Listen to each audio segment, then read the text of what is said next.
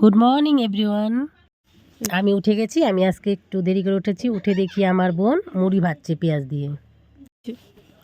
এখন আমার বোন যখন মুড়ি ভাজছে, তারপর দেখলাম আমার ভাগ্নিটা উঠে খেলা করছে। তা আমি ভাবলাম ওকে একটু শ্যুট করি। আমার ভাগ্নিটাকে আজকে একটু শ্যুট করলাম। আমি তারপর মুখ টুক ধুয়ে গ্যাসের ওষুধ খাচ্ছি, কেননা আমার প্রচুর গ্যাস। খেয়ে আমি গ্যাসের ওষুধটা খেয়ে নিলাম। তারপর আমি একটু চা খাবো। আমার মা, আমার দুই ভাগ্নি, আমার বোন, মানে আমরা সবাই মিলে এখন মুড়ি ভাজা দিয়ে চা খেতে বসছি। আপনাদের একটু আমি বাইরের ওয়েদারটা দেখাই। তা মা বললো খিচুড়ি খাবে। তা ভাবলাম একবার খিচুড়ি বেগুন ভাজা মানে বাঁধাকপি ঘন্ট খাবো। তা আবার বললাম না, দেখি। তা বাইরের ওদের ওয়েদারটা দেখাচ্ছি। এখন বাজবে, মেয়ে টিফিন নিয়ে যাবে স্কুলে আর মেয়ে খাবে। তা আপনার কড়াইশুঁটির পরোটা বানাচ্ছি আর চাটনির সঙ্গে বানাচ্ছি আপনাদের সঙ্গে সেটাই। আর মেয়ে স্কুল থেকে চলে আসছে, 4:30টার মধ্যে চলে আসে। মেয়েকে খাইয়ে দিয়ে দিলাম। মেয়ে এখন স্কুল প্রাইভেট যাবে, টিউশনে যাবে। তো বোনের মেয়ের সঙ্গে একটু খেলা করলো। এখন মেয়েকে প্রাইভেট দিয়ে আসবো।